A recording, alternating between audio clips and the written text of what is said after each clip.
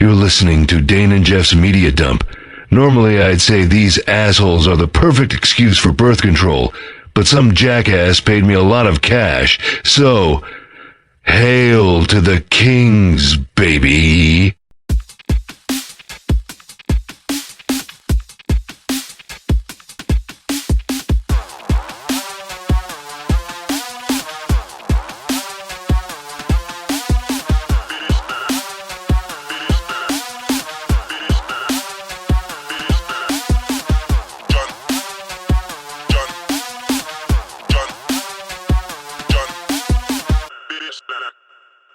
So, me and my wife have been doing a rewatch of Dexter.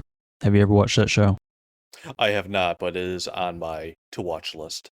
Well, we finally made it through the original 8 seasons.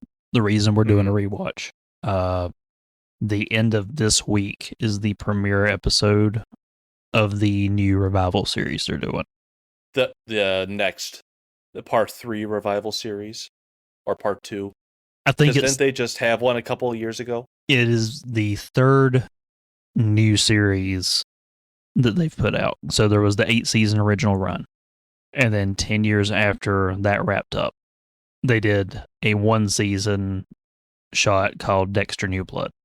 Yeah. And when it came out, I didn't even fucking bother because the first 4 seasons of Dexter, really, really good. And then, I was talking to Grim, and he was telling me that after the 4th season, the original showrunner left.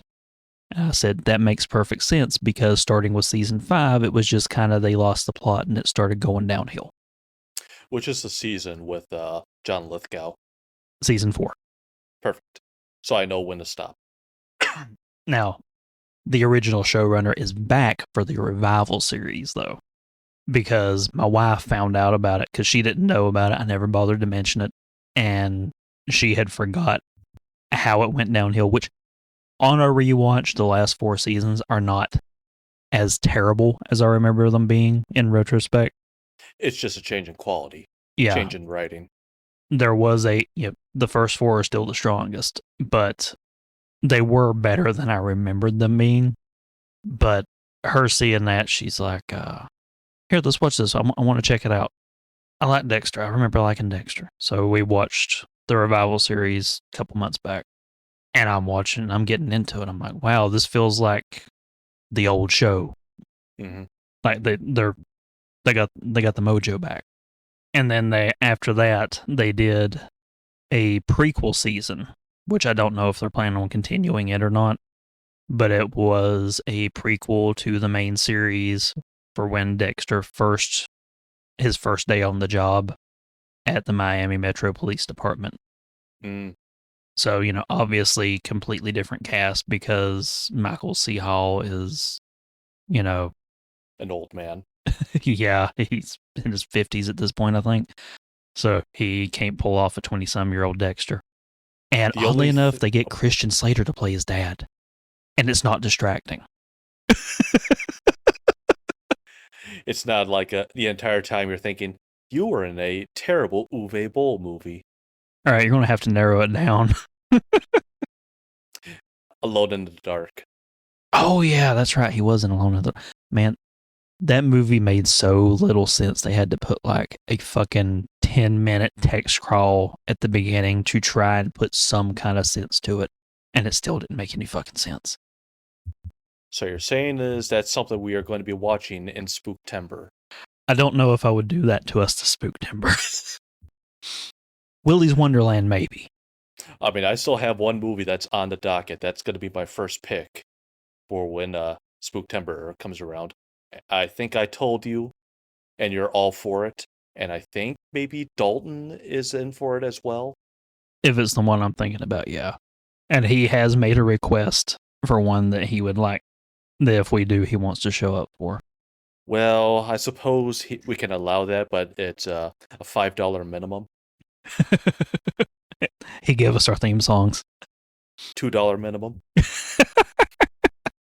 Come on. His music's worth more than $3. Fine. He could come on for free. But all I was going to say is, have you ever watched Bosch? I'm not familiar. It's a detective show, one of many Amazon detective shows, starring a guy that I've never heard of before. It's like Titus Welliver, I think his name is, and it's got some good characters in it. It's sad at this point because a couple of the characters, like, damn it, you're dead now in real life, and it makes me sad. Like, I know that guy from something. What have I seen him in? Oh, fuck, this is going to drive me nuts. Titus Welliver. Yeah. I've never seen him before. Or if I have, it's nothing I've seen him in. It's nothing. He's got one of those faces. Like, I'm scrolling down to his IMDb, and like everything I'm seeing is something that is adjacent to things I've seen. Maybe I saw him on Grimm. He was in an episode of Grimm. Sons of Anarchy. There you go. That's where I know him from. He was in Star Trek Voyager? Huh. Well, now I know where the episode to watch. Oh, But yep. No, I see the exact appearance that I distinctly remember him from. He was in an episode of Supernatural. He played one of the Horsemen of the Apocalypse. He was War. I distinctly remember that one. Wait, he's in Deadwood? I just watched that a few months ago for the first time. Wow. You say he has just one of those faces? Yeah. Yeah, he has one of those forgettable faces.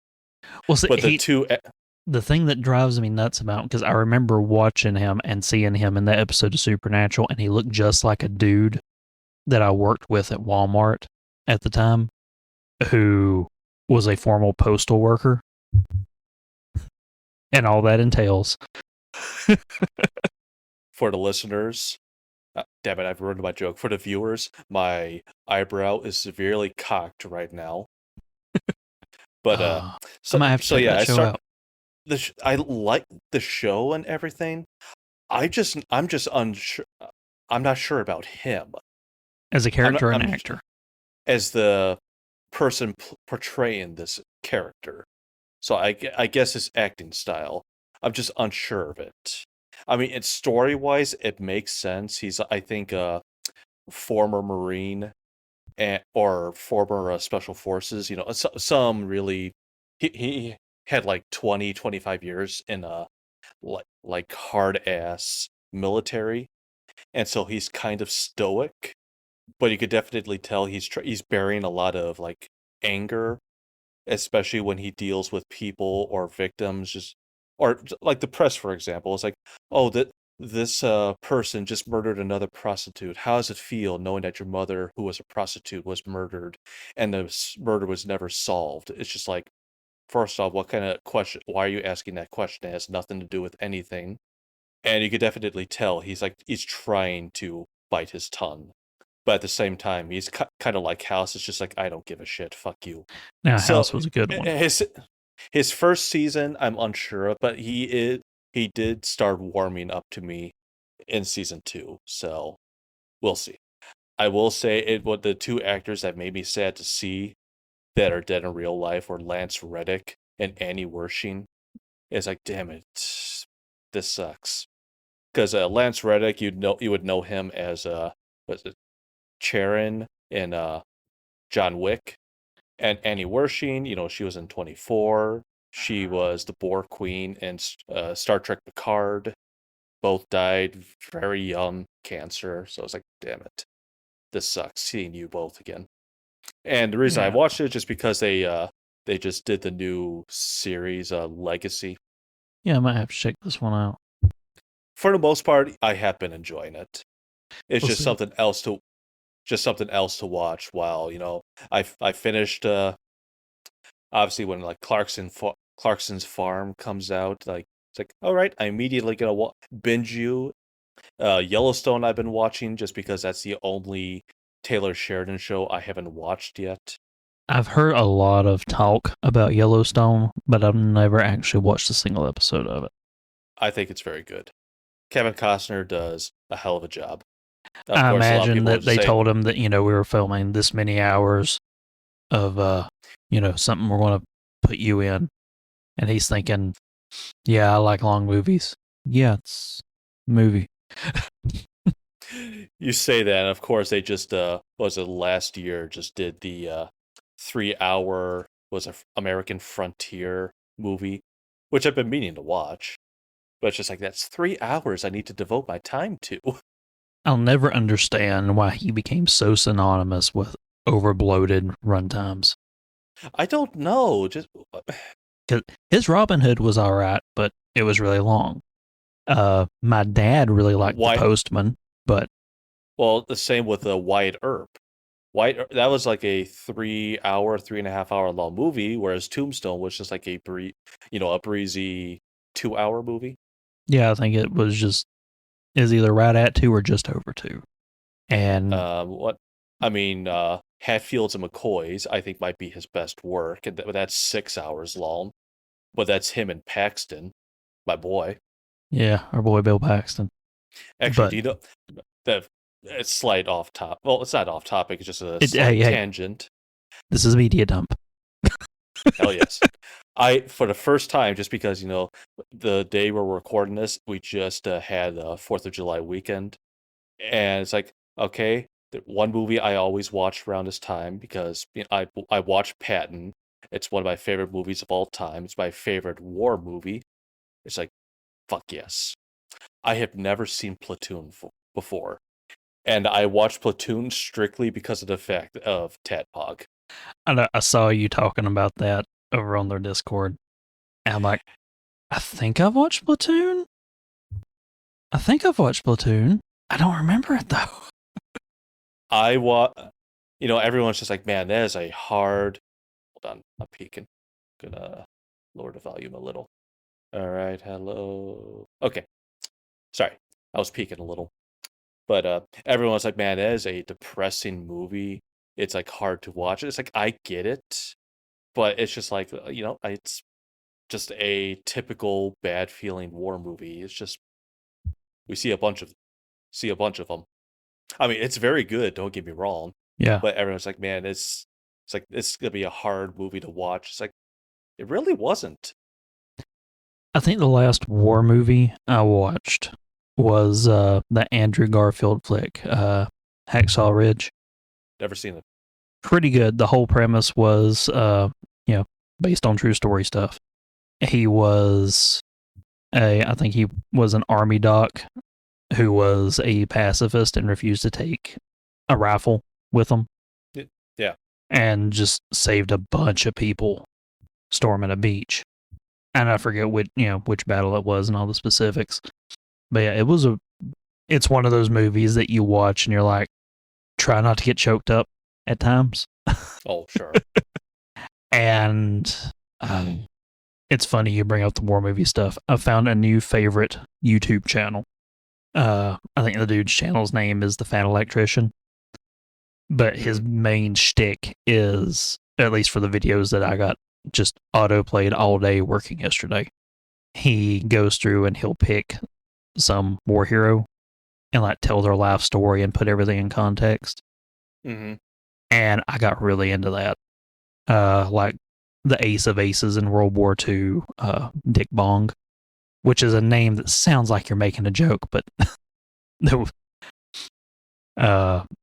dude had like 40 or 41 confirmed kills as a fighter pilot, but he got caught giving away like one, and Kitty's getting zoomy. That's Tom right there. You can see. Yeah, the cats are starting to get zoomy. Sitting there like, I didn't do shit. Oh.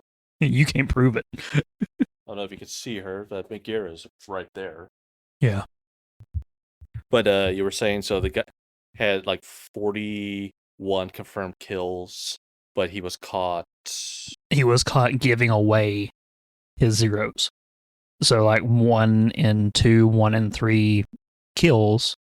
He already had the shot, and then he'd swing around and tell the guy who was in the gun seat with him, take him down. Like, he's already going down. Nah, get it. Make sure. And whenever he'd shoot the plane, like, hey, good job. I can vouch for you. You just got a kill out there. So he was giving other men in his unit kills that he had already got. And after he had already like broke the record and they sent him home to do a war bond tour, Yeah. the very first thing he wanted to do was go back to gunnery school. And they're like, why? You have the highest confirmed kill count, like, in military history right now as a fighter pilot. Why do you want to go to gunnery school? He's like, man, I just get so close that I can't miss. I feel like if I'm shooting at him from a distance, I'm not going to be very good. So they sent him off, and he becomes like their top gunner from that school. Yeah, yeah. And they're like, okay, we want you to teach the next set of pilots how to do what you do. And he's like, counteroffer, I'll spend half of this next section training them, but then if that works, you send me back because I'm not done. And at this point, he had, was sitting at like 20 confirmed kills, plus whatever he can give away that no one ever actually figured out. And they said, all right, fine. And they send him out, and all the guys that he trained are just massively outperforming what had been going on in the war up to this point. And I think he had been stationed in the Pacific Theater. So, like, all right, fine, you can go out, but you're not like active missions. We're putting you on like defense detail and shit. It's like, okay, fine. So you go out. You can only engage defensively. We can't have our war hero dying. So he was always looking for excuses. Like volunteering for, scout recon on the morning just to go around and make sure everything's good. And, he'd go up and be just kind of flying around, scouting shit because he loved to fly. And, 2 Japanese fighter jets would enter the airspace and be like, oh, well, I guess they're going to attack the base. So this is probably the most defensive thing I could do is shoot them down. Sirens are blaring. Everyone's like, quick, scramble. And then I was like, oh, wait, no. Dick's up there. So the whole base gets to stand there and watch as he just zooms over and shoots the 2 down single-handedly and then comes in for a land like, defensive maneuvers, boy, defensive maneuvers. Boy, we were saved today. This would have been horrific. What is the channel called again? The Fat Electrician. I'll send you a link for it afterwards. And what is an average runtime for an episode? I had a couple that were like half an hour. I had a couple that were more like almost a full 2 hour, just depending on who he's talking about. So the perfect thing to listen to while at work. Absolutely. He did one which was this dude who was like the real life Rambo. All right. And it was, I forget the dude's last name. I know his first name was Carlos. His call sign was Tango Mike, which stood for that mean Mexican. The dude was like, he was the main character in an action film that never got made.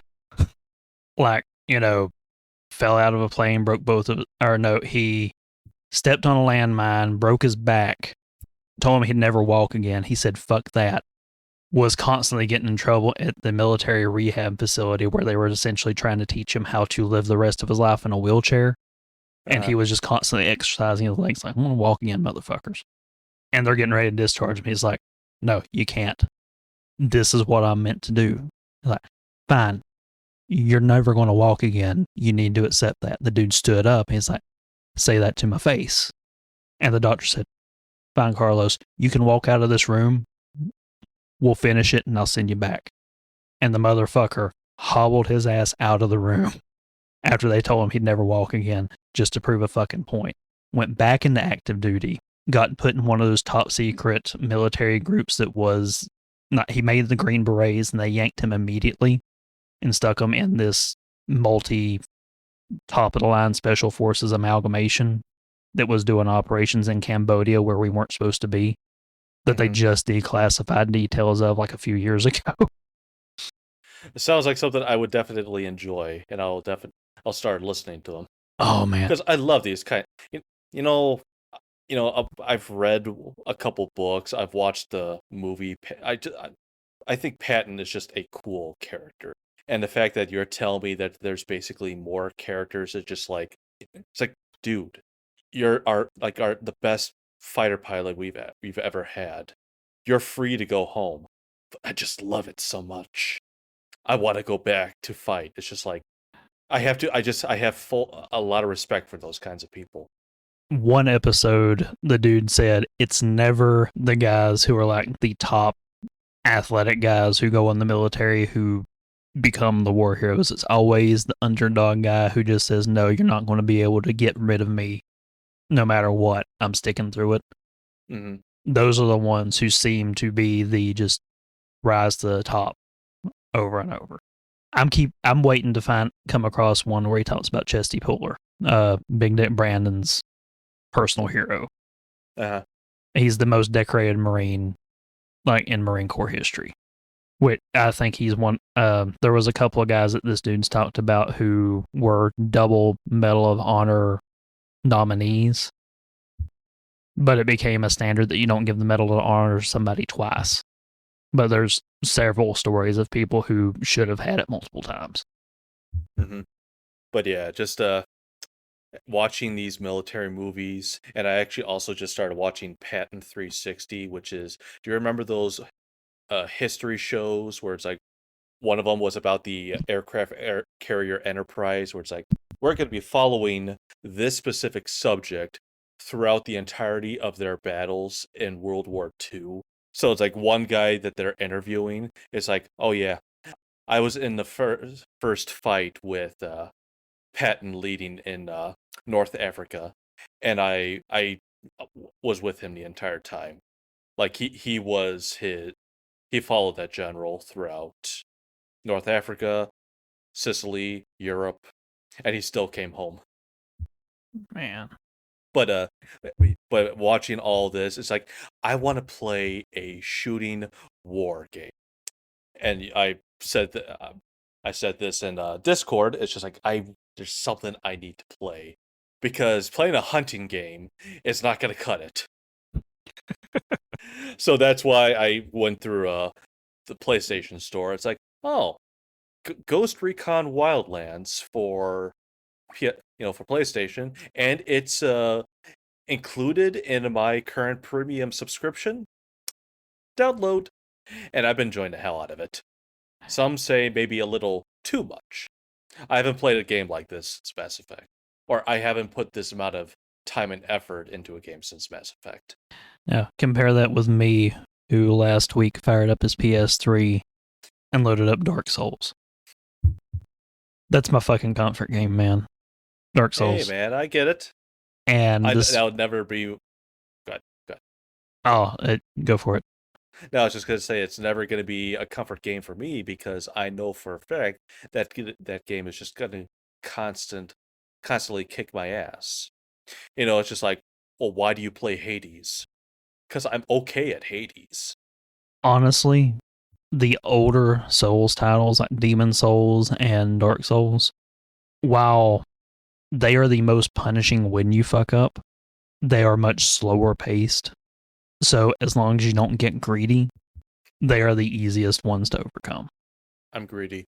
But Steam Machine's going to be covering it soon. Ghost Recon punishes me when I'm greedy. Well, speaking of punishing when you're greedy, welcome to Dane and Jeff's Media Dump. I'm your host, Mr. L. Dane Puzzles Esquire, Mr. Puzzles for short, Dane for shorter. And with me today, you know him, you love him, can't get enough of him. I named the fucking show after him, Mr. Grumpy Jeff. Jeff, man, how you doing? Man, I missed you. I missed our talks. I missed our conversations. I miss our long tangents. It's so good to be back and talking to you again. Yeah, rehab sucked. Take this 30 days sober. Man, this is why I told you, you gotta switch that habit to Dr. Pepper. Lose that habit. Even though that was the reason why you were in rehab. Look, everyone's like, oh, you're in alcohol rehab. It's like, no, he was in the Dr. Pepper rehab. Look, I tell you the same thing I told the cop and that I told the judge. You hit a sheep on the road, you're not going to stop and turn around and assume it was a small man in a sheepskin coat, all right? I got shit to do. And very little time to do it in. So, we're done with No Gin June. Is that what we named it now? Dane's getting sober. We can't be doing episodes, so we back. So I guess no vodka timber is out of the question. I can do no vodka timber. I don't like vodka. What? Actually, it's still actually kind of fitting in the name. It's no vodka timber. Accidentally witty, the best kind. Hell yes. Vodka is my drink of choice, man. Nobody's perfect. Dude, I got too much Scotch Irish in me to drink vodka. Whiskey and ale, that's... I'm trying to think, because obviously I am Lithuanian, so that makes sense why I would like vodka. Irish, you would think that would be whiskey. I have a little bit of French in me, though, so that should be Cabernet, whatever. German should be Jägermeister. Jaeger! Never trust a liquor that makes you yell its name. Hold on, I'm just looking. Yep, there is Polish vodka. And I don't really care for Sobieski. I like my vodka American. Merco. Give me Tito's. See, I've always had a very simple rule with my alcohol. If light passes through it, I'm not drinking it. So you give me the dark ales, you give me heavily aged whiskey, dark red wines. Which I will say, Corona, if you leave it out in the sun and let it get skunked for about 10 minutes, totally changes the flavor, then it's good. That's why they sell it in clear bottles, I'm not joking. It's a beer that's meant to get skunky. Fair enough. I don't drink beer. Even when I went to a party this last weekend, it was my wife's friends, and so I was like, "Hey, you want a beer?" I'm just like, "Shit, I don't drink beer," but I'm not gonna be like, "I don't drink the stuff." I'm like, "Sure, I'll have one," and I drank it because I'm a man. But then as soon as I finished it, I was like, "Okay, time to switch to my vodka."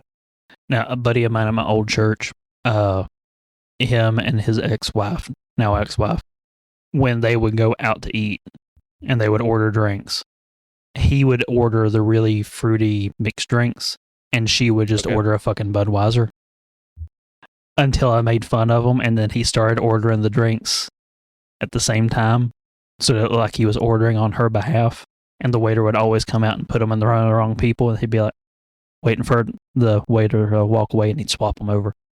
When I first turned 21, well, when I first started drinking, because let's be honest, I started drinking before I turned 21, it was always beer. Just because it was like beer was readily accessible. Apart from the very first time I was drinking, I was actually spent the entire night, apart from one shot of Jaeger, and that's the reason why I don't drink Jaeger to this day. But I was drinking RC Cola and brandy. It was good. I enjoyed it. Believe it or not, I only drank underage one time. So you're saying I'm a more terrible person than you? No, you just started earlier than me. I've probably far surpassed your alcohol consumption. Oh, no doubt. Dude, I'm part Irish, I'm part Cherokee. I can't hold it and I can't put it down. I told you, I believe, when I quit my retail job last year, I was given 2 bottles. It's the liter bottles or whatever, the 175 or no 750 milliliter bottles of Tito's vodka. Yeah. And like the last couple months, I finally started bottle 2. Wow. Because I don't drink, and the one time I was drinking just a little bit heavier, my wife was scared. She thought I was becoming an alcoholic. So it's just like, okay, I'm gonna. How did the drunken review go over? I think she laughed. I mean, she knew I was gonna be talking with a bunch of people. Something like that, she's perfectly fine with because she knows I'm with friends. She just doesn't want me drinking alone. That's the best way to do it. In the closet with the light off. But that scares her, and she's a recovering alcoholic. Mm-hmm. So she knows the pain, and she doesn't want me to go down that rabbit hole. It's just like, no, I have self-control. I know when to stop, and I did. I still haven't got over the fact that after the drunken review, Willie never had a hangover.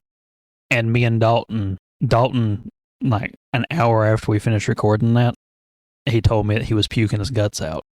The next day, I was fine. The day after that, when the alcohol finally wore off for me, was when I got a hangover. I've never had a I'm trying hangover to wait 36 hours to nail me.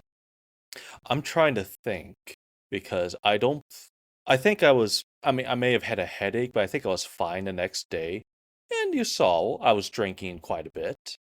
And that was drinking for 5 hours. 4 hours, because about like the fourth hour, it's just like, okay, I'm falling asleep. I need to stop. But like a couple months ago, I went out to dinner with my brother, and it's just we went to Buffalo Wild Wings, and his fiance actually works there. She's a bartender, and she was making my drinks.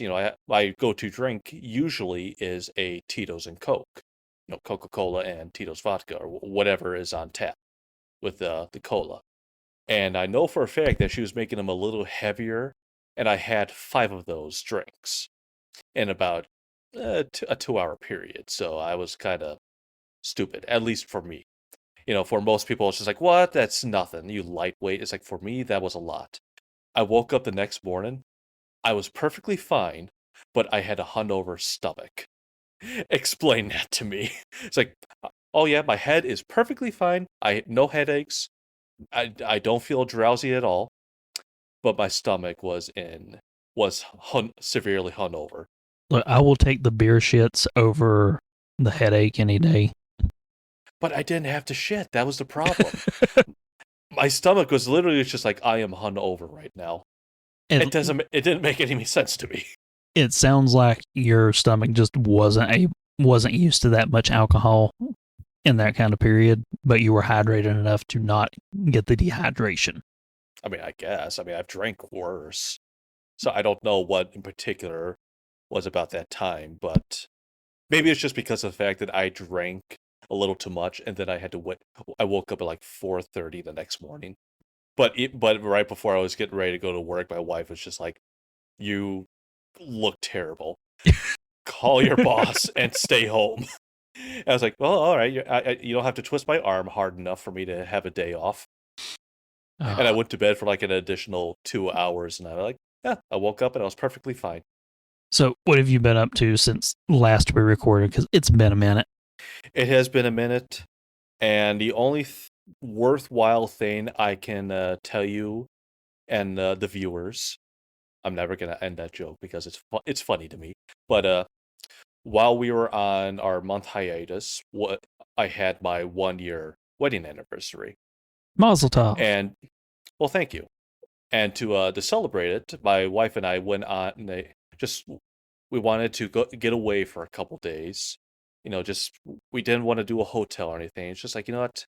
Let's look at cabins. And, this was back in like December. We were thinking about this, so it's like, and we found this. It was still in Illinois, a cabin, and it was right on the Mississippi River. And by the look of the pictures, now this is key here, the pictures, it all looked very nice. It's like, okay, it had like a very homely feel to it. So I put in the reservation, and we went. I will say it was like a 3.5, 4 hour drive. It was perfectly wonderful. It was lovely. Driving through Illinois farmlands. At one point, it made us get off the highway and actually go drive through like small farm roads and small towns, just because of the fact there's like some construction on the highway. It's like, let's avoid that. Let's go this. And it's like, wow, this is a amazing drive. I love this. The first thing that threw concern at me was we're pulling off to get onto the River Coast Road. It's gravel, and I drive a car that it's not meant to go off road. Okay. So it's just like, okay, it is what it is. Fine, whatever. Banjo music starts playing. Ding ding ding ding ding ding ding ding ding ding ding. I did save a turtle. There's a turtle in the middle of the dirt road. It's like, what are you doing here, little buddy? Here, let's put you in the grass where you're gonna be safe. Did it hiss at you or did it hide its shell? It hid in its shell. Last turtle I saved was ready for some shit. I picked it up as like. It wasn't a snapping turtle. It's like literally maybe, I don't know, the size of a saucer for a coffee saucer, kind of, what was that, maybe 6 inches from head to tail. Yeah, I'm sure our viewers will understand exactly how far your hands were apart.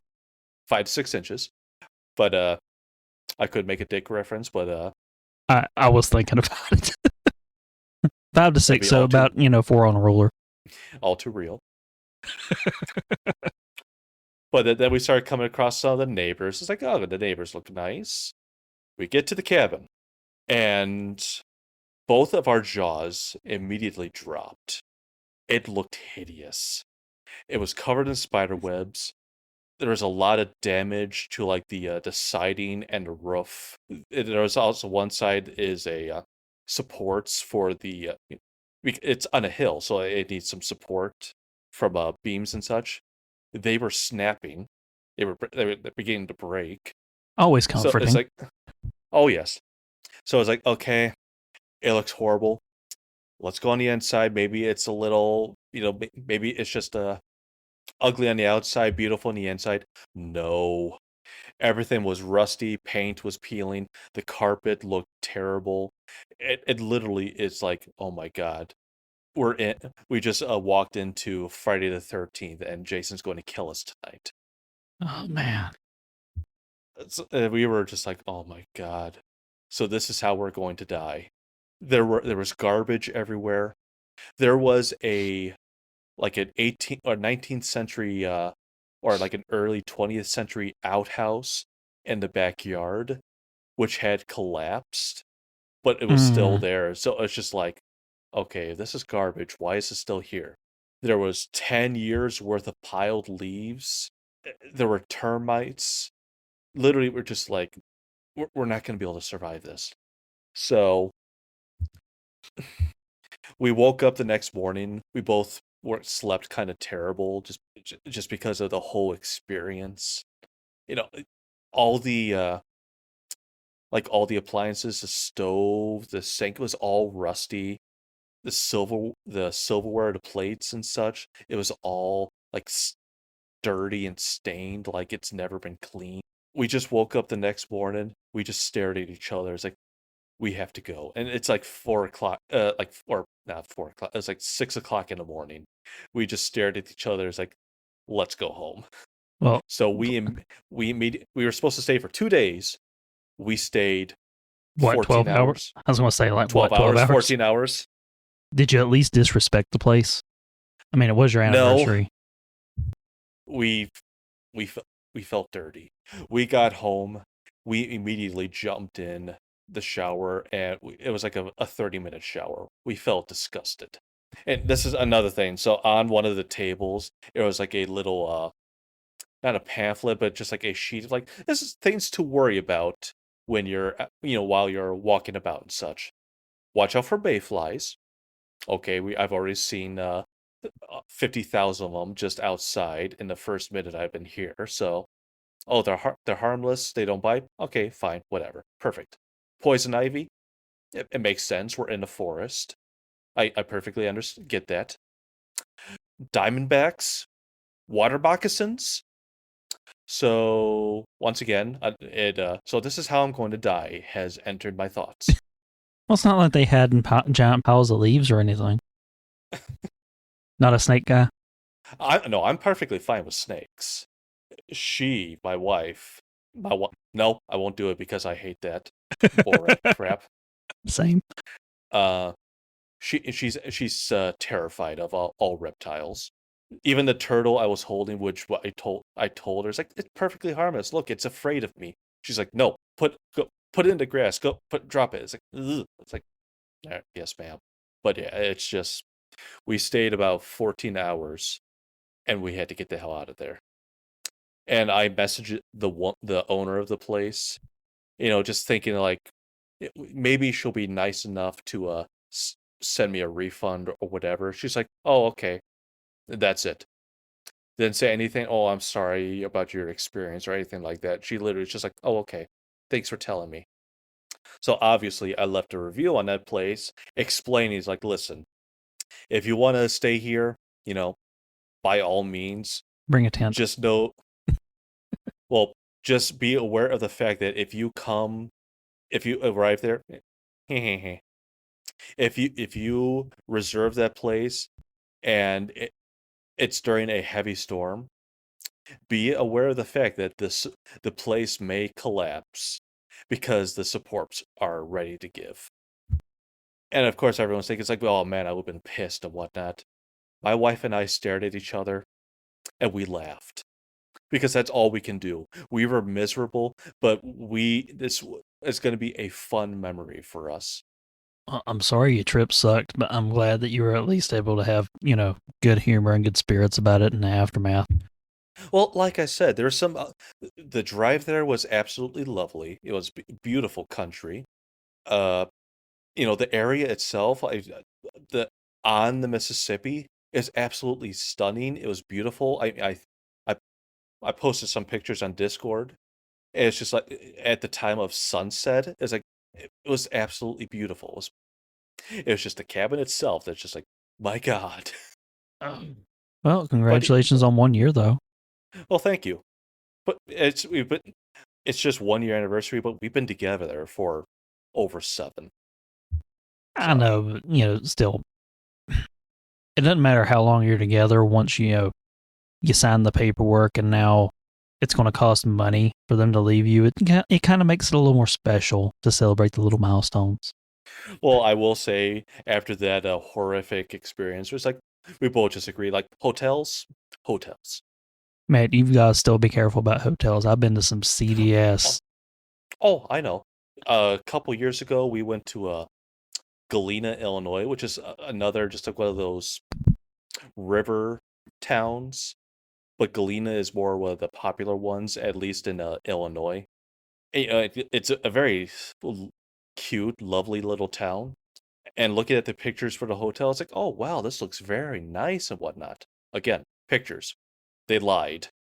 Yeah, they have also one doesn't room help where this is a display room. No one ever gets to stay in it. Yeah, and it doesn't help that the room they put us at was right next to the lobby and the kitchen area. Where you come for your coffee and such, and the floor. There was no like concrete underneath, so if you're walking on planks, loud planks. So we're being woken up at like 5:30 in the morning. It's like, yeah. Oh, and the other thing, I finally got ammo for my Glock, and I've Nice. gone shooting a couple of times since then, and apparently I'm a pretty crack shot. Man, I haven't gone And target shooting in forever. And for reasons I don't know, but my brother's like, here, take one. He gave me a 45. So I just keep it here on my computer. A reminder, need to get a bigger gun. Eventually. Because I still have half of a box. A couple years ago, I went also went target shooting. Just it's like it's kind of like in a market. It's like what do I want? It's like my dad recommended the a 357 because you could get 38 special ammo for it, which is cheaper, but it does the job. So it's like, all right, I'll rent one of those with 357 ammo and 38 ammo. I still have the ammo, and that was like 5 years ago. Honestly, as far as handguns go, I have the most fun shooting a 38. It was my uncle's gun that I got when he died. It's a Colt Diamondback 4-inch barrel. All right. Mm-hmm. Love the way that gun shoots. I don't really like pistols that much. I prefer a revolver. Just the extra weight of it. Oh, that's a pretty gun. I just looked it up right now. Yeah, I got the nickel one. But I've still got the receipt from where he bought it in the mid-'80s. And he paid out the ass for that gun back then. What kind of grip do you have on it? It's the wood grip. Yeah, Flared at the base. Yeah. Yeah, that's exactly what I'm looking at right now. That is pretty. Oh, it shoots I nice. love my Glock. But now, unfortunately, it's just like, I have the one. What sort of attachments or what more weapons do I want to get? That says open the floodgates. If you can get a hold of one, a really nice rifle, a Ruger Mini 14. Shoots 223s. I'll wait. I mean, I'll definitely consider it. I'll just wait until I have a home. Because as of right now, I wouldn't have anywhere to store it. I mean, I store the Glock like underneath my dresser. I mean, it's close enough where if I hear something, I can immediately pull it out, open it, and and lock and load. I keep mine. We've got a big ass armoire that I got when the American Drew here shut down the factory when they was moving everything overseas. Because at the time they were making everything overseas, shipping it here so they could put it together here and say made in the U.S. But they had a bunch of old shit in the warehouse, and my mom was working in the office when they were closing everything down.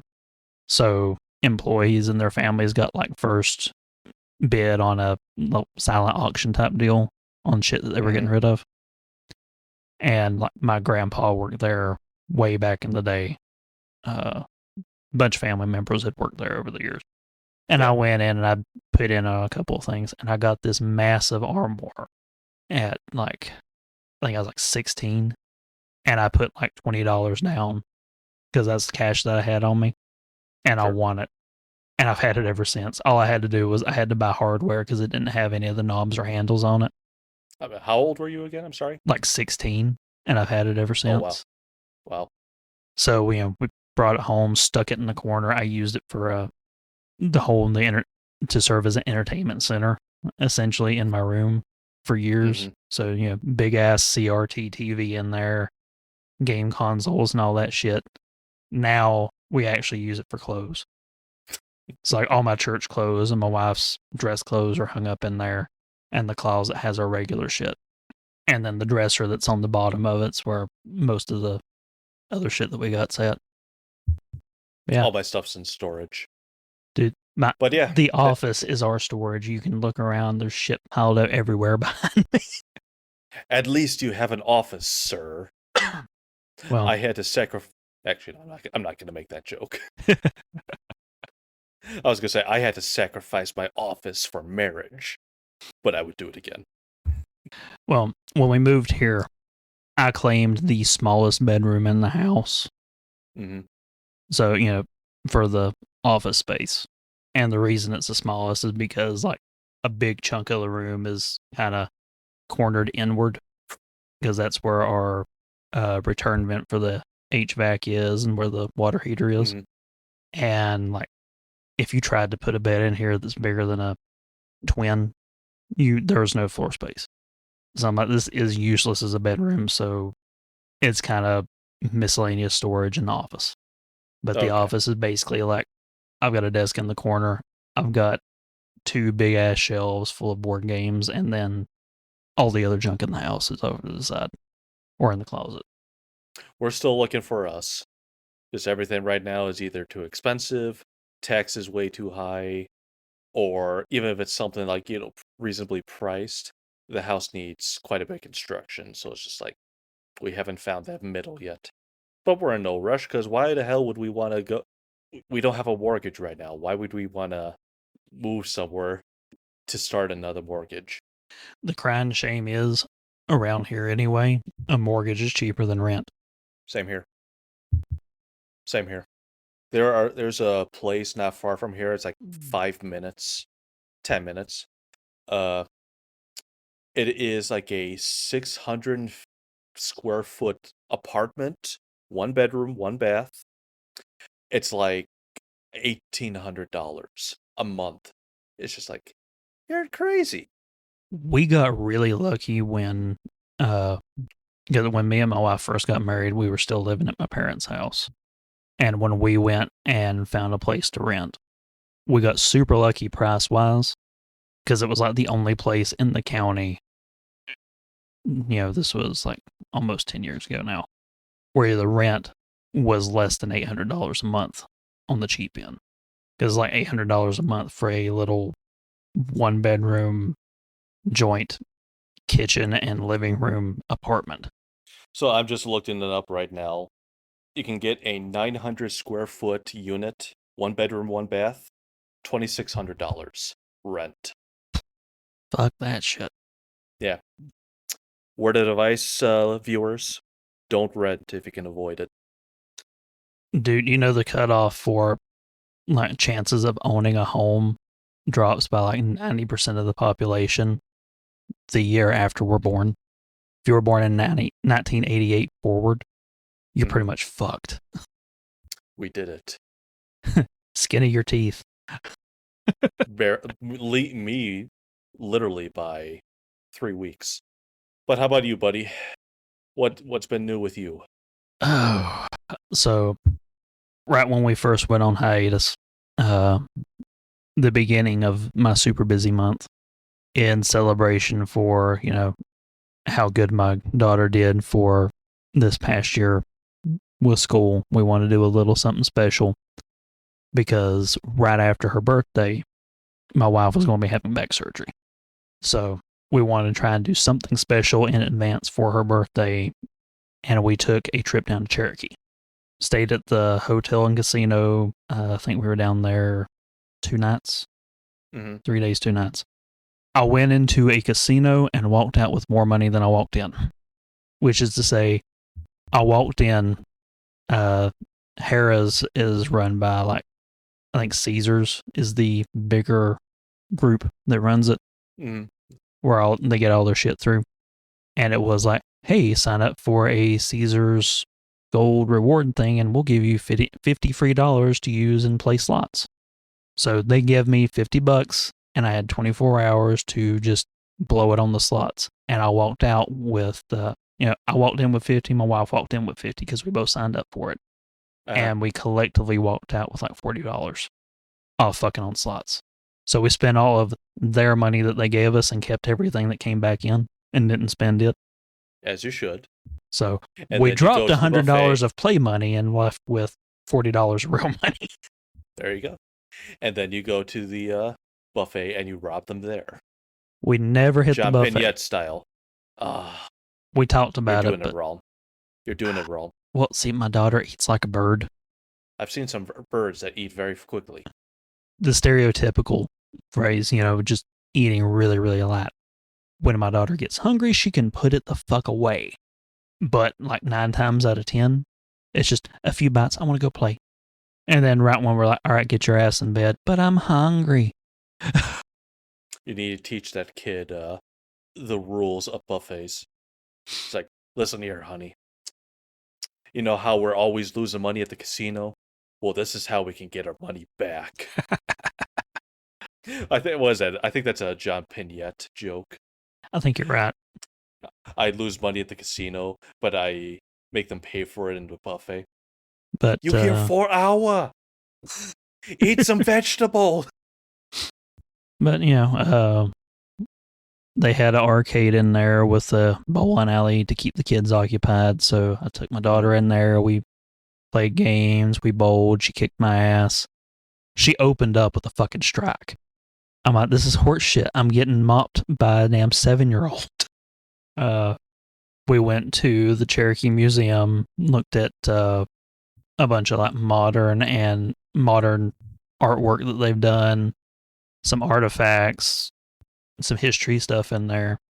They had a little recreated Indian village where we got a tour, walked through and showed us, the classical like way that they make pottery, arrows, weapons, baskets, homes, all that shit. And it was kind of educational and a little bit of like, hey, this is part of your heritage for my daughter. Because I'm a 16th Cherokee, my wife's a 16th Cherokee, so because we happen to line up, it makes her 132nd. No, yes, I know that's not how math works. Which I did find out if I can prove who my, let's see, I think it's my twice great grandmother or my great grandmother. I can't remember. Been drinking, can't math. But at a 16th Cherokee, if I can prove the lineage to this role that they have and link back to that, the whole family actually qualifies for tribal citizenship. So if I can actually track that down for me or my wife, we can get in on tribal citizenship. And just statistically speaking, it would probably put us in Wolf Clan. Because that was the biggest. Apparently, I have an ancestor that signed the Declaration of Independence. I don't know who. We're still working that out with the ancestry. But the funniest part about being in Cherokee, surrounded by actual Cherokee everywhere you look, my daughter, because we had told her about, this is part of our heritage, you're, learning about that while we're here. My daughter, who much like me, white as the driven snow, just walking around all proud. I'm Cherokee. Do you know that? I'm Cherokee. This old ass Indian dude, look. No shit. It's cute as hell. Well, I mean, what can you say to that? Unless you're an absolute prick and just like crush a girl or a child's day, just be, or you can just be like, oh, no shit, cool, neat. Which the people at the village, one of them actually talked about all of the different things that, as far as like the old tribal government structure and how things were run. That girl took up with Sophie like that. Sophie was just asking. Yeah, I know. I don't care about it anymore. Took up with my daughter just like that, and was just asking questions and answering, and kind of went off script. She's like, "Oh no, we do this and we do that." It's just a reflection. Sorry, I thought I saw movement under me. It's just like, what cat managed to sneak past me? It's just my reflection. Well, you got one sneaking her house behind you now. Other side. Oh, that's just Megara. That's the black cat. Yeah, but no, it sounds like it was enjoyable. Yeah, I avoid casinos just because of the fact that I am extremely bad luck. However, I do have a surefire way for you to make money in roulette, and here it is: do the opposite I tell you to do. I have a funny story. So we actually went to it might have been a Harris casino here in Joliet, Illinois, and this was right at like a year or so later after we discovered that I am bad luck in casinos when we went to Riverside in Iowa, and we went to the roulette table, and my dad's just like, all right, what do you think? I watched a couple things and I told him, all right, bet it on this. So I think I said bet it on red, and my dad's like 100 on black. A guy across the table is just like, he gave my dad like a look of shock. He's like, you're betting against your son? My dad's just like, yeah. And the guy's just like, all right, 500 on whatever the opposite was, red, 500 red or whatever, and it ended up coming up that the opposite of what I said, and I'm just like, you see, surefire away. Damn. Even a couple years after that, I went to another casino in Wisconsin Dells. This was they were my friends at the time, not anymore, but same exact thing. Went to a roulette table. I told them I am gifted in roulette. Just do the opposite I tell you to do. Sure enough, my buddy at the time is just like, all right, what do you think? It's this. He bets the opposite. The opposite wins. So I am 3 for 3 for giving sound roulette gambling advice. They didn't have any roulette tables actually running when I was in there. I did briefly consider playing blackjack because I do know how to count cards. And I think it would be funny to just blatantly count cards until they kicked me out. But when I got there and I was like, hey, so what's the minimum bet? And they're like, oh, it's a $15 minimum on this one. I did some quick math and realized I will be broke if I get on a bad run before they kick me out. So I didn't play any blackjack. I exercised restraint because we had already blew a bunch of money on all the different sightseeings and stuff. I think I played Casino Hold'em one time, and the game ended so quickly that I had no idea what the hell was going on, and I had lost $20. It's like, what the fuck just happened? I never could get the hang of Hold'em. So I consoled myself by going to the bar and played a video poker. Which I did teach my daughter last week. She wanted to play cards with me because I bought her very own deck of playing cards. I got that bicycle waterproof stuff so that we can wash them off whenever she gets them nasty, inevitably, because she's always spilling shit. And she was thrilled. And she's like, you got to teach me how to play. So I taught her how to play blackjack. I taught her how to play war. And then she's like, well, what do you like to play? I said, I play poker more often than not. Well, how do you play poker? So I taught her how to play poker, and then she started fucking scamming me, acting like she didn't know what she was doing. So what do you do? I'm like, well, you know, it's 5-card draw, so you look and see if you've got any cards that look the same, and try to get more of those. Okay. So she puts a couple cards down. Okay, I want 2, so I hand her 2. She's like, okay. And I put down, I draw 2. I got 1 card short of a straight. And I'm thinking, oh, well, not too shabby for my first hand, getting 1 card short of a straight. And I was like, okay, see, and now if I'd had this, I would have had a straight, She's like, oh, that's interesting. Well, is this a good hand? And she puts down a full house. I'm like, you little. You're already raising a hustler. Fucking hustling the shit out of me. I didn't win a single damn hand. So you're saying that she's going to be your Vegas moneymaker. Next time I see her, she's going to be on a World of Poker. Probably. Because she kicked my ass at blackjack. She kicked my ass at poker. And you can ask my wife. I don't do easy mode when I'm playing games with this kid. Mm-hmm. Like we were playing Bananagrams. Have you ever messed with that? No. It's kind of... No. It's not dissimilar to Scrabble. Okay. So the whole idea is the Bananagrams bag looks like a banana, and it's full of like Scrabble tiles. You flip them all face down, you take 15, and you have to build your own personal crossword out of the letters. First person to put all the words together and use all your letters wins. And she just turned 8.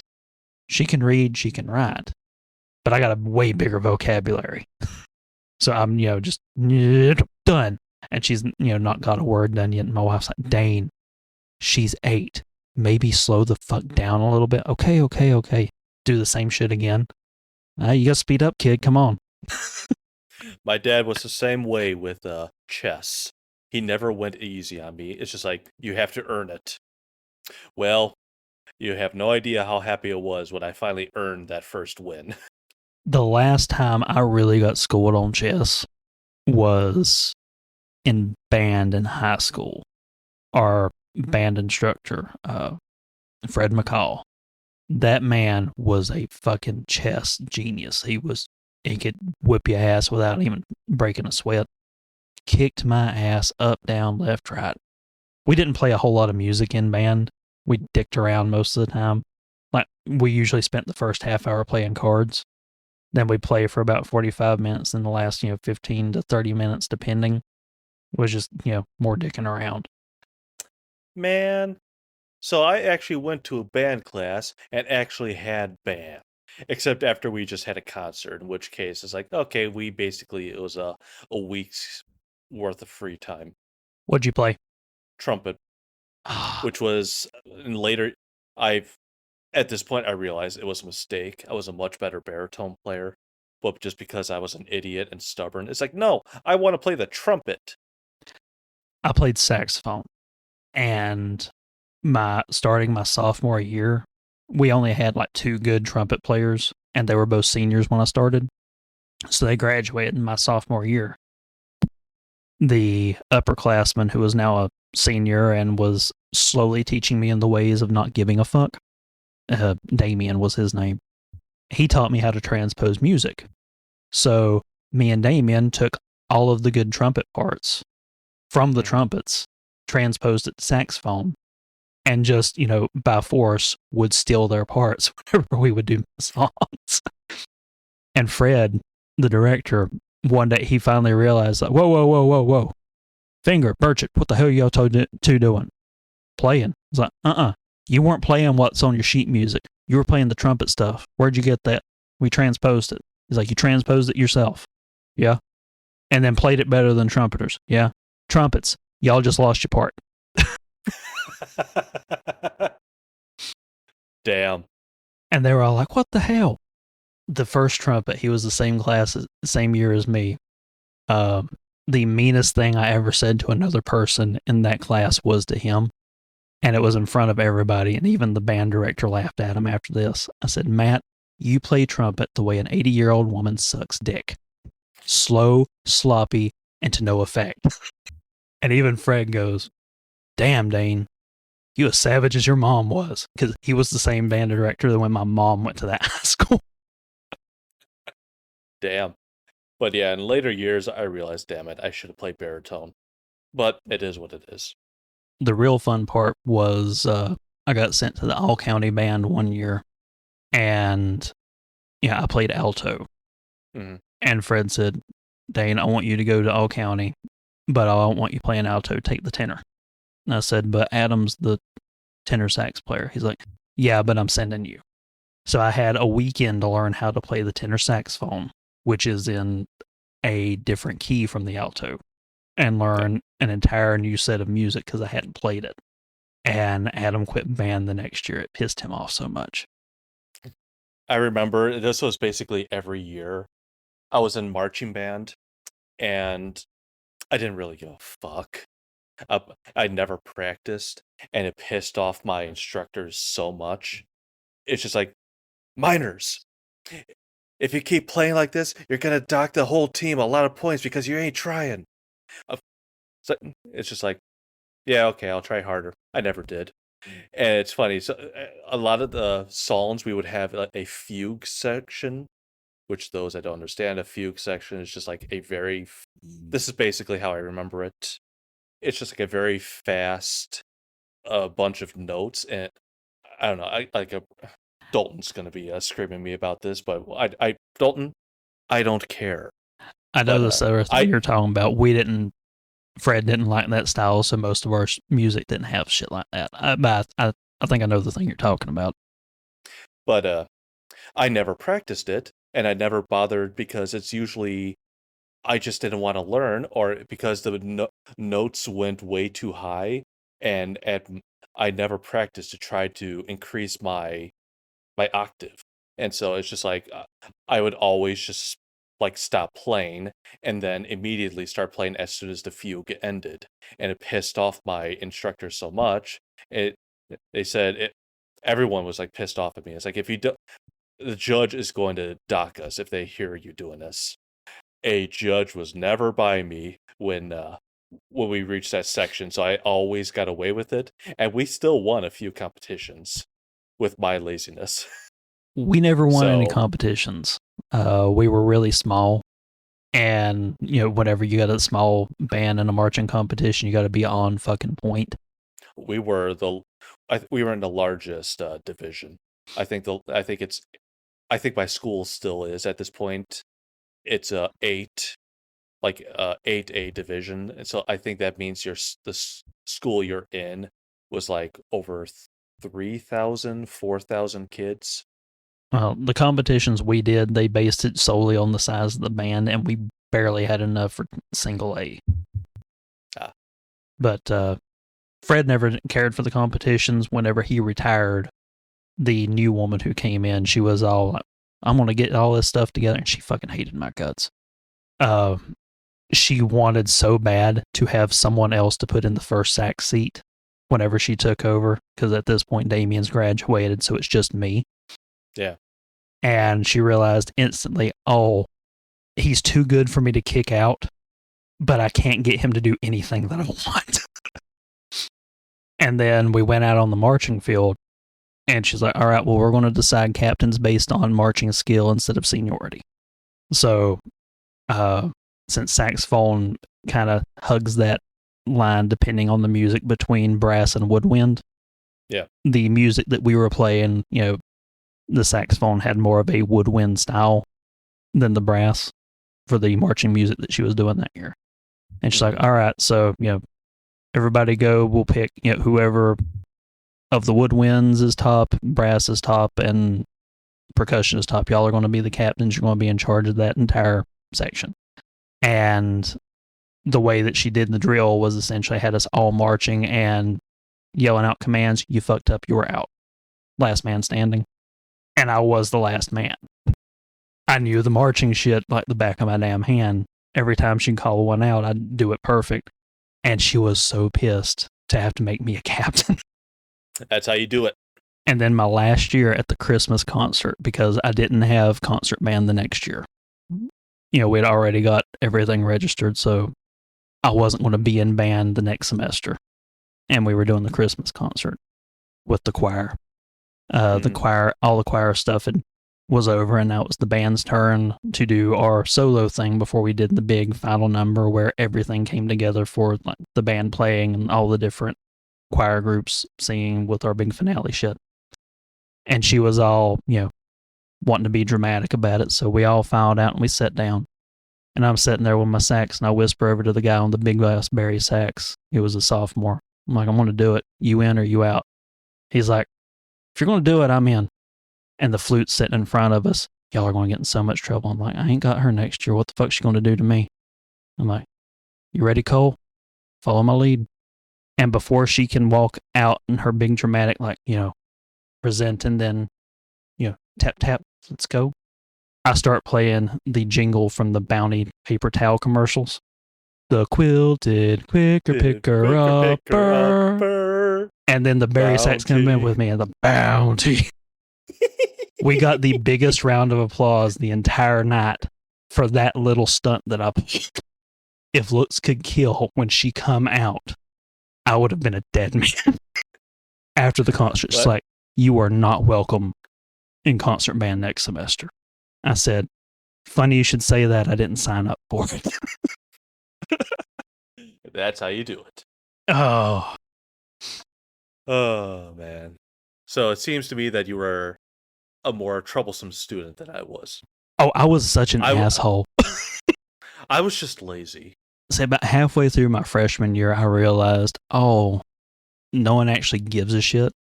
And I stopped worrying about what other people thought of me. Yeah. But then I went down I'm just going to be the biggest dickhead I can route. I always tell people, if you knew me in high school, you would not have liked me. And even though me and my wife went to high school together, we never crossed paths, never knew one another. Mm-hmm. And after we started dating and she found out that we went to high school together, she's like, I wish that we had met sooner. And I said, I'm glad you didn't meet me then. Because, the Dane you know now, this is me post anger management. I almost fought a guy over hitting me in the back of the head with a loaf of bread one time when I was doing culinary arts. He popped me with a loaf of French bread, and I pinned him against the wall and pulled a knife on him in the middle of class. Yeah, I had issues to work out. The only time I was ever in a fight, and it wasn't even a fight, I was in 7th, 8th grade. I was bullied just because I was short. People just didn't like me. So they bullied me. They picked on me and such. Well, 8th grade, about halfway through the year, I can't remember when exactly, but one of the guys that was bullying me, this was in the middle, just started class. We were all gathered around to collect our workbooks. So my teacher, whatever she's doing, I guess she's not paying attention. So he just gave me a shove in the back of the head, pushed me forward. I just spun around, and with all my strength, I just popped him in the head. Obviously, of course, I'm small and weak, but the fact that I shocked the hell out of him just because, oh my god, this tiny kid just fought back. And he never bothered me again. Actually, he is. I'm not gonna say he's a good friend, but he's like we're pretty decent friends to each other every time we see each other. That was an odd thing that I noticed in school every time someone would get in a fight. It was the same with all the other bullies. Realized that, this kid will actually fight back. Oh, all right. We better not pick on him anymore. I will say, even though it's like, yes, I finally ended the bullying for me. I did the one thing you're not supposed to do when punching.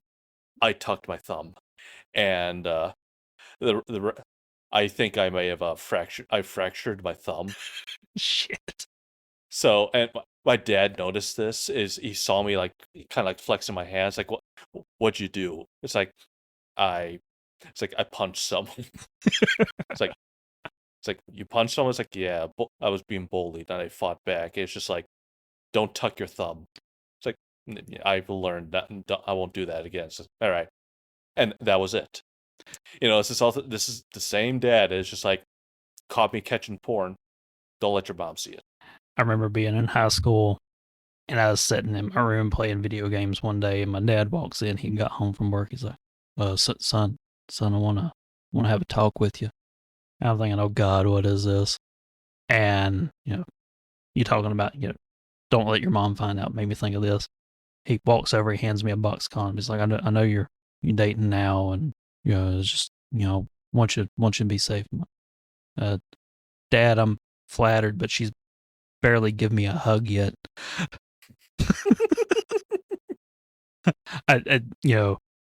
They were thrown away. They expired before they got a chance to be used. I wasn't catching anything.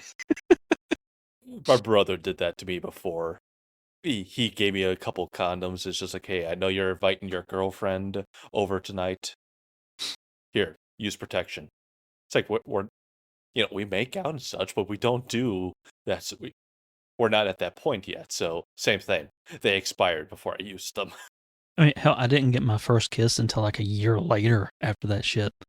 I'm like, I'm flattered that you think I'm a lady killer, Dad, but I'm a little pigeon chested here. But I miss these talks, man. Going a month without an episode. I miss these talks. No joke, dude. But talking about bullying and awkwardness, I think that's a good segue into our topic for the day, which was the ever controversial banned episode of the Dan Harmon classic Community, Advanced Dungeons and Dragons. Yes, it was. So, if I'm remembering right, you'd never watched an episode of Community before, right? That is correct. This was my first time watching an episode. So, I got started on the show when it was like on its second season, and I think the topic of the day is specifically the Advanced Dungeons and Dragons episode, but just as a quick point of reference, I picked it up probably when they were in the middle of season 2. Mm-hmm. Went back and watched it from the beginning and followed it until its many cancellations. And there's not going to be a whole lot of episode talk for this particular thing. It was a really low ball gimme that we were supposed to be able to get out quick, fast, and in a hurry before everything happened in June, and just shit didn't work out. Yeah, nothing. Time just did not meet. So, basically, I'm just going to give you my quick thoughts. Why? Why is this controversial? Yes, I know the reason behind it. But seriously, how offended do you have to be to actually think that Ken Jeong was doing blackface when clearly it's just like, that's not even an attempt. That literally is a dark elf. Yep. Okay, so for reference, for those of you who have not watched the show or don't know what we're talking about, the Advanced Dungeons and Dragons episode of Community. Premise of the show, these are all people who have found themselves at a less than successful point in their life, and they're all going to the same community college, and they're in a study group together. In this particular episode, they think their friend Fat Neil may be suicidal, so to try and make him feel like he has friends, they're playing Dungeons and Dragons with him because that's his favorite game. And Ken Jeong's character comes in full cosplaying as a drow. So he's got a white wig on, and he has pitch black paint all over his face, neck, and hands, so he's committed to the bit. And because of this, Netflix and Hulu several years back removed that episode from Community's listing on their streaming services for blackface. That's the controversy of the episode. And that's it. And he's only in the episode in that costume for like a minute and a half, if that's screen time. He's cut out very quickly. They actually, when the episode came off, they talked to many members of the cast, and every single one of them were like, yeah, no one on set thought anything about this was controversial. They actually have a joke in the episode where they acknowledge, this kind of looks like blackface. Are we just going to ignore this? That being the joke that, someone would do this and not think, oh, this could be. One of the cast members is black. Two of the cast members are black. And if they would have said something, it's like, okay, maybe we need to rethink this. They didn't, because they realized there's no malice behind it. Literally, he's portraying a dark elf or whatever the heck they're drow. A drow. So I mean, the episode was fine. I enjoyed it. I enjoyed watching it. I mean, Chevy Chase plays, a normal Chevy Chase character, and it turns out that he's a D&D savant. So that's funny and such. And it's just like, and the premise of the mission was, I need to get back my family's sword, because I've been playing this character for like 10 years or something like that. It's just like, so it's like, okay, everything about the episode is like, I was fine. I enjoyed it. The whole controversy behind it, it's stupid. It's uncalled for. Yeah. The joke behind me picking it is it's a big nothing burger of a controversy. Yes. It was, performative. It was you just pretending to give us a topic just so we can have, we're currently at an hour and 53 minutes of tangents. Yeah. But, I do think that as far as Community as a whole, this is a good episode because, one, it does show like the general dynamic for the ensemble cast, because they've got a pretty spot on set of cast members.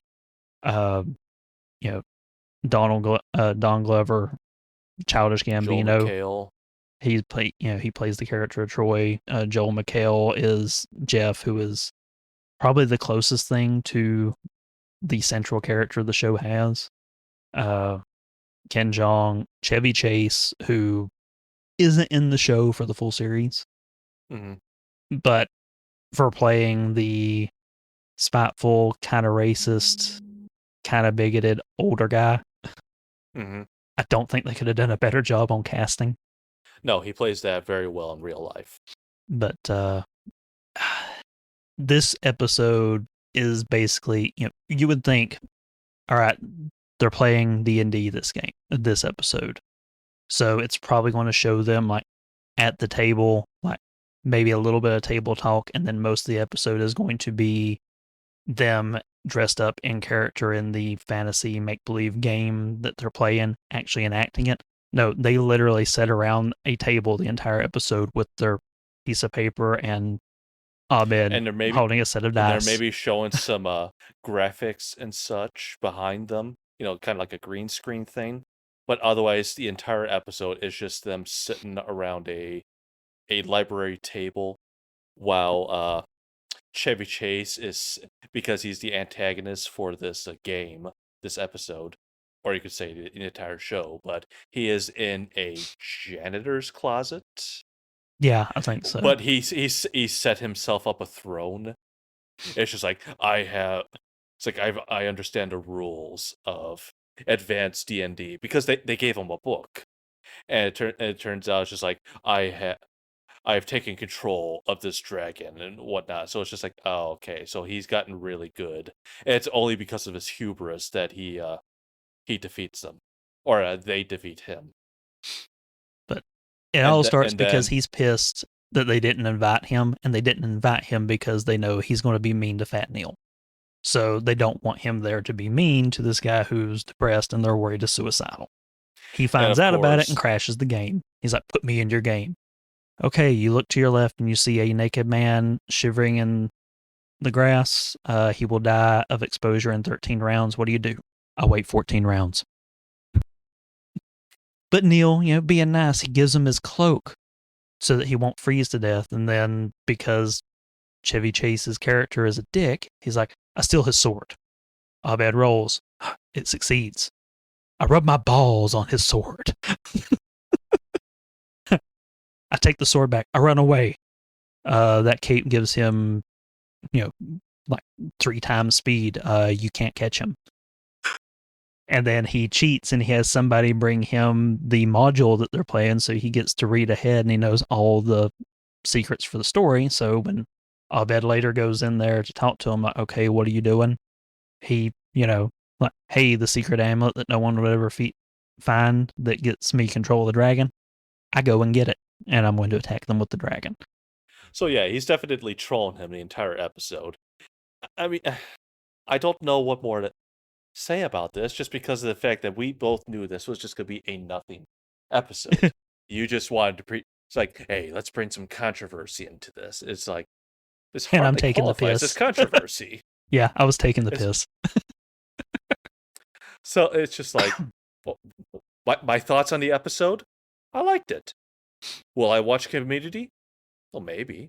I'll probably add it to my watch list. I mean, I enjoyed Parks and Rec, but the only thing is that Parks and Rec, there's no Ron Swanson in Community, and everyone knows that the world needs more Ron Swanson.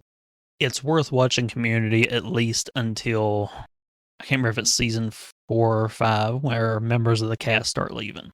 But it's at least worth watching to the end of that season, because after that, the show really has several identity crises, and they got canceled repeatedly. At one point, they had to bring the show back on Yahoo Movies.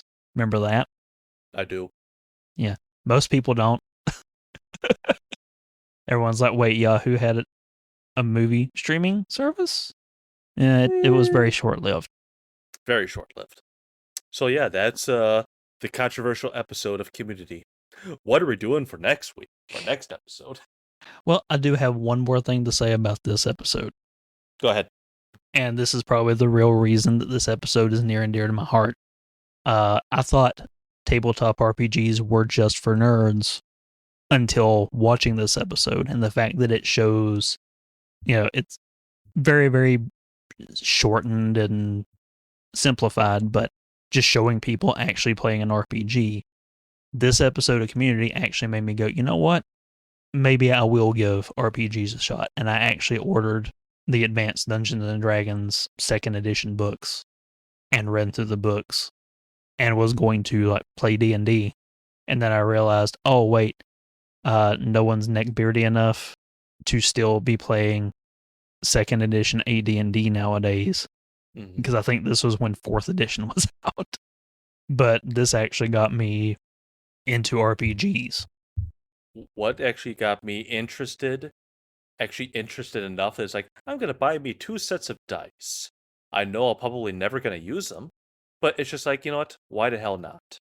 And that was Tadpog when they were doing their actual plays for Call of Cthulhu, and then the such and such versus the world D&D game they ran. I think my favorite one was when they did Fistful of Mayonnaise versus the World. I think that was my favorite band name that I did. I have to look back at the list because I don't remember. I actually did get the Call of Cthulhu books and checked into them before listening to Tadpog's the Call of Cthulhu games that Tyler ran. Yeah. It's a really interesting system because everything in that is built on percentile dice, where you're rolling 2d10s to get a number from, 1 to 100. Mm-hmm. Whereas Dungeons and Dragons is built all around rolling a 20-sided die. So you're dealing in 5% increments of success. The system that I ended up liking the most, that I actually have run and played more than anything, is Savage Worlds. And in that game, your stat is a die size, ranging from a D4 to a D12. Mm-hmm. So the higher your stat, the bigger a die you get to roll for that and you always pair it with a D6. And for a success, you're wanting a 4 or higher. And every increment of 4 is like an extra level of success. It's called a raise. And if you roll the highest number, you get to roll it again and add it to it. I actually have to experience this because what you just said right now, I was only kind of half listening, just because it's not you, it's me. No, it's you tell me something, I'm not going to understand it. I actually have to experience it myself to fully understand. So it's like if I ever play a D&D game, a session is going to be like it's going to take hours just because of the fact that I know I'm going to be asking so many questions. Honestly, And that's always been my biggest fear, just because of the fact that it's like, well, why don't you understand anything? Now, of course, I've told that to people, and everyone's just like, listen, if you're playing with the right people, they're gonna be more than happy to answer your questions without getting angry. D&D can be really rules dense. And if you're playing like, I think 3.5 was the densest edition of the D&D rules they ever put out, because they went into all of the different edge cases and corner cases and this, that, and the other. I think the newest version, which it was 5th edition, I forget what they're calling the new one now. I think they're calling it by year now, is really streamlined down to this is the bare minimum you need. Mm-hmm. And then it's, if you want, you can add these extra things in. They're not openly labeling it as optional stuff for how you want the game to feel. So it's a lot easier to pick up D&D now. But if you want a really easy to pick up and play, Savage Worlds is probably the simplest one. Simply because the general rule is roll a 4 or higher to succeed. And it's like, what do I roll? Well, like say, you're doing a notice roll to see if you notice something. Mm-hmm. Well, whatever die is next to notice on your sheet, and there's only like 15 things on your sheet. Roll that in a D6. Pick the higher of the two, and whichever, if you roll the highest number possible, you get to roll it again and add it back in. How many hit points do I have? Everyone has 3. And unless it's a big bad guy, monsters and enemies only have 1. So they're either up or gone.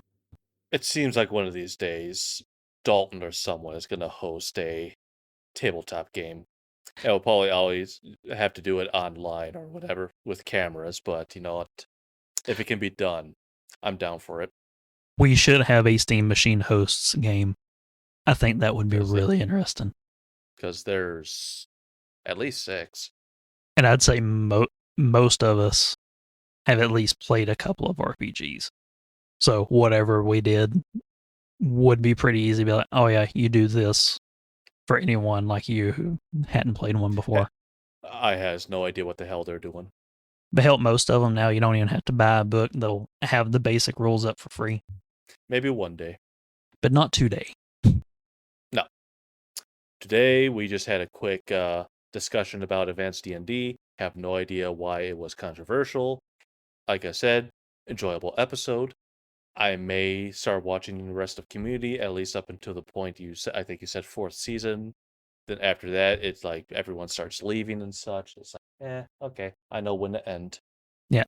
The season where Chevy Chase and Don Glover leave the show is a good spot to stop. I mean, the show's still entertaining after that, but it's just different. It's different, yeah. You lose a lot of the different character relationships and interactions that really make the first several seasons shine. Mm-hmm. And then there was one season where Dan Harmon was kicked off the show and he wasn't allowed to be involved in it. And you could tell by the writing that, yeah, something's weird. And then they brought him back next year. Ah, I forget what dumb thing he did that time, but he's done a lot of dumb things over the years. But I think that season they brought, I think it was the Russo brothers were the showrunners. The guys who did so many of the big Marvel to-dos. That did Infinity War and Endgame. Yeah, and that's the reason that I know Abed, Danny, I can't remember if it's Danny Pucci or Paducci, but he actually got a cameo in one of, I think it might have been Civil War, because of the Russos working with him on Community. I saw Civil War, but I don't remember it. I think it was a I control just don't center care guy. about Marvel. I just don't care about Marvel. As everyone knows already, it's one of the things that I bring the flack for. I was in until Infinity War was the last hurrah for me. I did not like Endgame. Because right after Infinity War, or maybe right before, I think it was right after, was when they did Captain Marvel. Mm-hmm. And that was like the first entry in what most of the detractors are calling the MCU, where they started having to have equal numbers of male and female heroes, but they're not actually putting the effort into writing the female ones to be interesting characters the way that they did with the early MCU, where Tony Stark was a really flawed character who was making a steady upward arc. It's just, hey, we're badass girl bosses. That's a topic for another day. Because we all know how I feel about Disney. Yeah, the House of Mouse ruins everything it touches. Eventually. Oh! But yeah, we both knew this was just going to be an episode of tangents with maybe a 5-minute discussion about The episode in question. The episode in question. But this was just a warm-up to get out of hiatus. Just be like, just wanted two friends to start talking to each other once again. Because you and I, we did talk through DMs and such, but the only time we ever talk face-to-face is when we're recording. True. So this was just a nice, it's good to see your ugly mug once again. Dane, you've got hair on the sides of your head. Have you had a bad month? You got your hair in my chest hair. Oh, so final thoughts. Community AD&D. Perfectly fine episode. I don't see the controversy. People are just way too sensitive. Yeah. Your final thoughts? And also, I do understand why people love D&D so much, just in general. Because even this is something that's just like, we're giving you literally the cliff notes of D&D. You could definitely see the, pun intended, community behind it. But yeah, overall, Community is a show a little bit ahead of its time with the meta humor. It was back before that was the big thing. Yeah. So if you have Peacock, they have the banned episode still on their listing. It's season 2 episode. It's a really good, this is the show in a nutshell, gives you an idea of the kind of character relationships. If you think it's a funny episode, check out the show. It's a fun little, just kind of comfort show for me. Kind of like Scrubs is too. Literally, it's a fast watch. The episode was 22 minutes long. Yeah. And the ensemble cast, lots of really good chemistry. Mm-hmm. And even when Chevy Chase is clearly causing trouble behind the scenes in later seasons, the character of Pierce still gets, fun developments and interesting twists and turns throughout the show. But yeah, it's all right if you like the single cam sitcom format. It's worth checking out. But on that note, what are we talking about next episode? Well, the next one will be your pick. So, did you ever figure it out? I did not. So here is my idea. We threw this. This was supposed to be an episode. We would have thrown out during a hiatus. Just to give you guys some content. Again, because of clashing schedules, we never got around to it.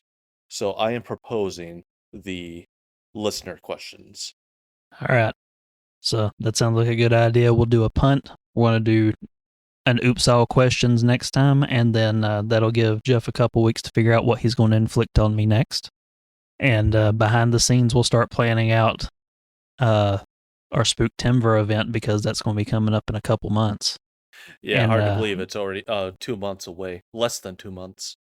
And if we stick with the original plan, we'll be doing weeklies that month. Yes. So make up for the month we took off. Also, if you have any ideas, let us know. If you wish to be part of that episode, please tell us. We'll work out schedules. So, I think that's all that we got to take care of. So, I've been Mr. Puzzles. He's been Grumpy Jeff. You've been the listener. Thank you so much for making it this far into this 2-hour podcast about nothing in particular. Jeff, do you have anything you want to leave the wonderful, wonderful people with? It's good to be back, you beautiful bastard. It is good to be back.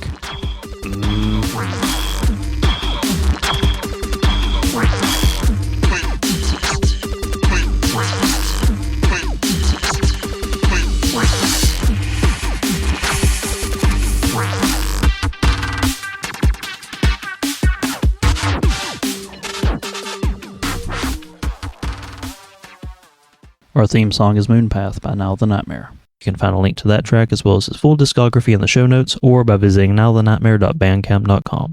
Want to hang out with us and a bunch of other entertaining degenerates? Join us on Discord at bit.ly/TSMPDiscord, all caps. Enjoy the show, rate us where you're at, and be sure to subscribe so you don't miss the next one. Oh, that was such a fucking clusterfuck. Oh, damn.